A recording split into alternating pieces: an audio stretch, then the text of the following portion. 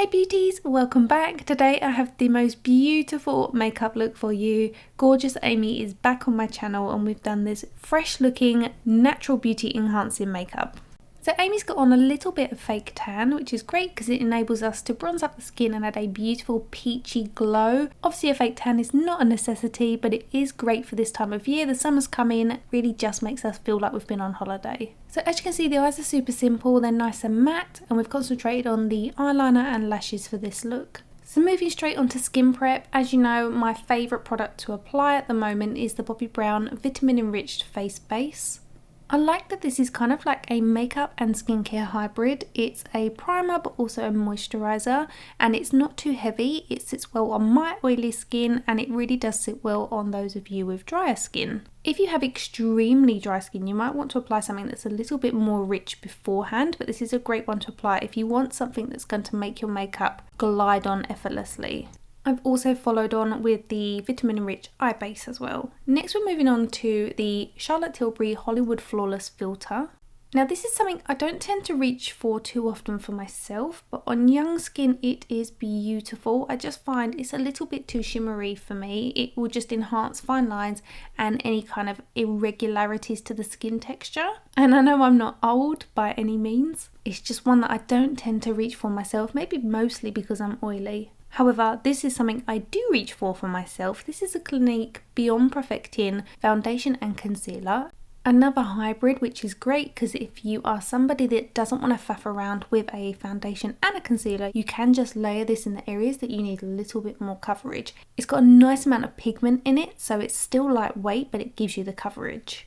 I feel like this is one of my favourite discoveries of the last year. I can't remember if I even got it the year before. I remember getting it and thinking, wow, my skin still looks like skin. It does not enhance the texture of it at all, but it still looks amazingly flawless. And it's super lightweight. And it also comes in an amazing array of colours. When you look on the website, this is geared towards dry, combination oily and oily skin. So really they should just say for everybody. And even though this is £30, whenever I've gone to purchase another colour, I've always found that it's on sale. So it's usually for around £24, whether that's on Look Fantastic or Clinique's actual website. Next I'm going in with this supersized Tarte Double Duty Shape Tape Concealer. The shade I'm using is 22N, which is neutral and it's the light shade, and I'm applying this underneath Amy's eyes to create a brightening effect. As you can see, it's not too much lighter, so it's just going to add some dimension rather than looking like it actually doesn't belong with the foundation that's already on the face. I giggle when I say that only because I'm so used to seeing so many people apply a colour that's almost 3 or 4 shades lighter than their skin tone. It just doesn't work. Now if like me you're in the UK and you don't know where to buy the Tarte products, you can go on to QVC. That's where they sell a lot of the Tarte cosmetics and the Shape Tape. They often do bundles, and then that's where you can get the supersized concealer. Now if you've never used this but you've used the Too Faced Multi-Use Sculpting Concealer, this is definitely a little bit more lightweight compared to that, even though everybody says this is sort of like heavy duty concealer. It's not quite as intense as the Multi-Use Sculpting Concealer. If you're a fan of my channel, you'll know I love the Too Faced Multi-Use Sculpting Concealer for covering blemishes and issues like my melasma. I'm going to use it today just to spot conceal any little blemishes on Amy's face. I still want her to look her age, so I don't want to completely eradicate everything and make her look porcelain. So I'm going to be really cautious with how much I conceal. So I'm using a small brush just to spot and conceal any real obvious blemishes that haven't been covered with the foundation. To add some additional dimension to the skin, I'm going to go in with Charlotte Tilbury's Hollywood Contour Wand. On a side note, if you want to see some of the other looks I've created with Amy, I'm going to link them above for you. We did 2 looks, so be sure to check those out. So Amy was really intrigued by this product. She said it's something that she'd been looking at and wanted to try. And although it's good, it's probably not my favourite product. I feel like it's one of those ones that's got lots of staying power, but that's probably the issue I have with it, is that it is not the easiest product to blend out. You'll see here it's blending out perfectly well. It's just I feel like there are so many other products that I use that I really enjoy blending out, and they look like they are absolutely seamless on the skin, whereas I just feel like this doesn't have that same effect. You'll see here around the hairline that even though I'm blending it out super quick, it does kind of stick to areas especially around any dry patches or hair. And it doesn't look super patchy, it just doesn't look seamless. That's just my issue with it.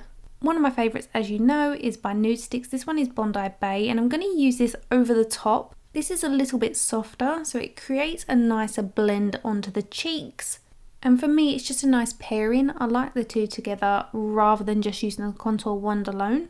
With any of the Nude Sticks products, I do prefer to apply them either on the back of my hand first or blend them in with a sponge rather than going straight onto the skin with the stick. During these tutorials with Amy, I've demonstrated 3 different ways to fill in her eyebrows. So again, I wanted to do something a little bit different today. And this week I received these pencils, which are called the Pro Pencils by HD Brows. And at the very front of the brows where I'm creating this hair-like strokes upwards, I'm using the shade Light Brown. And then I'm filling in the remainder of the brow with this ash shade, and I'm creating more of a powder brow. And the reason I'm doing this at this stage is because I want a bit more of a uniformed finish. So we're just creating a nice light base to the brow that's a little bit fuller looking, and then we're going to go in and add some more texture to it. And to create that texture, I'm going to take the Anastasia Beverly Hills Brow Freeze, and I'm going to comb that through Amy's hairs, first going backwards against the hairs and then upwards. This is going to almost be like a gel for your brows. It's going to set them in place, and as you can see, it instantly creates a lot more texture. Then I'm going in with this West Barnco brow pen just to fill in the areas on the back half of the brow that need a little bit more structure. Wherever we have a few sparse hairs, we're going to mimic that with the pen. I think the shade I'm using here is called Roots. Then to further define the brow, because Amy does have a few sparse hairs, which obviously I didn't want to tweak, she might be growing them out, but I did want to give a bit more of a clean feel to the brow, so I'm going in with a little bit of concealer. This is also a lovely way to enhance your eyebrow bone, and this further adds dimension to your face. So you can see we've really just made the best of Amy's features so far. We've not done anything too drastic, we're just enhancing all the features. This palette is an oldie but a goodie. It's the Soiree palette by Pure Cosmetics. I don't even know if this is still available, but I really love it for its matte shades. You'll notice that working from the side does not always benefit me because I've made a bit of a schoolboy error here. I should have smoothed out the foundation on the eyelids, but instead I've set it in place using the matte powder. So now we've got a little bit of a liner foundation, so you have to forgive me. It is really difficult to work on someone from the side because you can't always see everything, otherwise I'd be in the way of the camera. So do forgive me. So the shade I'm using here is the Peachy tone, which is the second eyeshadow from the top left. So this has gone over the entire mobile lid. Next I'm going in with the first matte brown on the second line, which is the furthest to the left, and I'm warming up the outer socket line. I like to buff this in with Amy's eyes open so I can really make sure that I can see that colour on the outer third of the socket line and up towards the brow bone. I really want to enhance the almond shape to Amy's eyes, and then just adding this colour here is going to help that lifted look. It was important for me to really keep this simple, so by only using 2 shades we are able to enhance Amy's eye shape rather than masking it or doing anything too full on. You could really call it contouring of the eyes because the deeper shade is not too dissimilar from a flesh tone. It's on the nude spectrum. And I'm keeping all of this on the top eyelid. We're not taking any of this eyeshadow on the bottom lash line. I know I use this a lot, but it is definitely a colour that I always reach for in my kit, and it's one that I always recommend. It's the Bobbi Brown Long Wear Gel Eyeliner in the shade Sepia Ink. I always choose browns because it's a lot more flattering.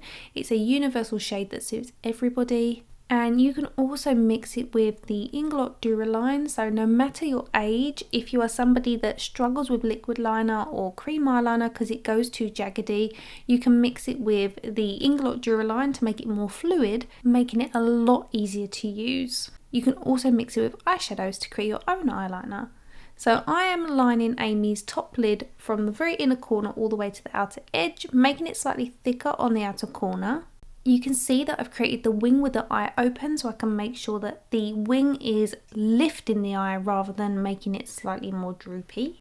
And then when you look down, you can fill in the areas that you are missing so that when you look up, it's a lot more uniformed. If you have hooded eyes, I have just uploaded a tutorial on eyeliner for hooded eyes. I will link it in the top right hand corner for you. Going back to what I said earlier, because I am working on the side, it is very difficult, so I'm taking this super slow.